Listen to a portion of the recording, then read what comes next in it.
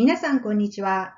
弊社 CEO が長年の経験をもとにテーマをピックアップし、鋭い視点で解説する CEO インサイト。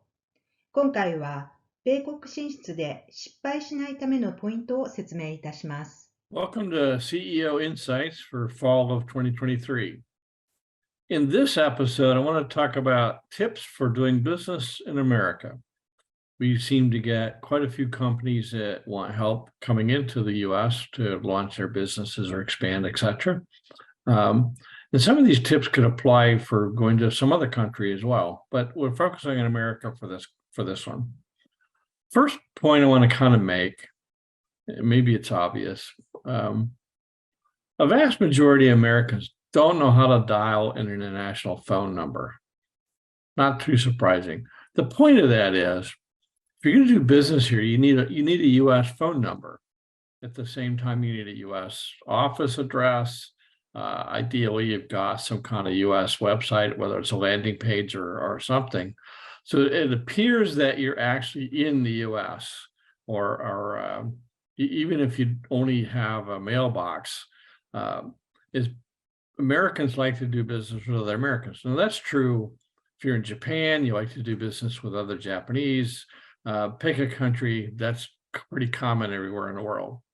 The third and the fourth point go together. We'll start with the third point. The Americans are not particularly patient like other countries where relationships really matter. So that leads to the fourth point. If you don't grab their attention in the first few minutes, what it is you're there for, what's your value proposition, what can you do for them, what's in it for them to have a meeting even. If you don't grab them right away, there's no point to having they're just not going to have a relationship. You know, they might say hi at a conference, but you had your shot. So unlike other countries, for example, Japan, you start with the relationship discussion. Who are you? Get to know you. It might be the second or even third meeting before you really get into what your proposal is, what value you bring, etc. Not in the US. If you don't get it out in the first bit, there is no second meeting. So the last one, and I run into this quite a bit, and it also applies to other countries. Don't send an expat from whichever country to the US and expect them to have any success doing sales or business development. You know, if they don't know the country, the industry slang, the various companies in the space, they're just not viewed as part of the community.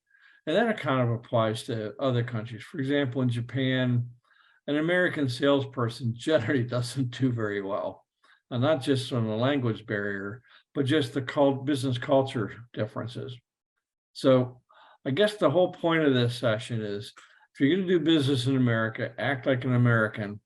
If you're going to do business in Japan, do business the Japanese way. Anyway, hopefully this is helpful. Thanks for watching.